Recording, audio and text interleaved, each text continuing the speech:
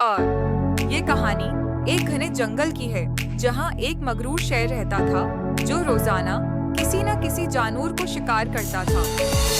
जंगल के सारे जानवर उससे डरते।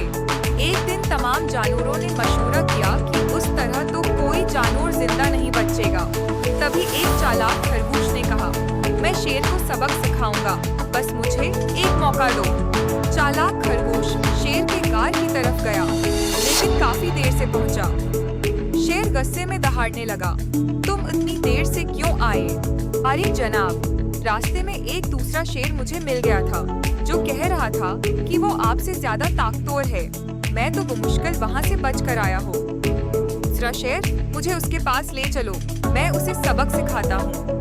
खरगोश शेर को एक कन्वे के पास ले आया और कहा, वह शेर इस कन्वे के अंदर छिपा हुआ है। शेर ने कन्वे में झांका और उसे अपना अक्स नजर आया। मैं तुम्हें अभी सबक सिखाता हूँ। शेर ने गुस्से में आकर कन्वे में छलांग लगाई, लेकिन वो तो सिर्फ उसका अक्स था। शेर कन्वे में गिर कर खत्म हो गया।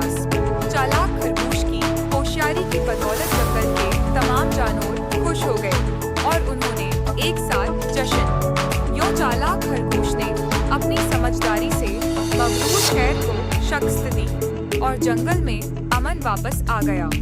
गुरूर का सिर हमेशा नीचा होता है और होशियारी से हर मुश्किल का हल निकाला जा सकता है।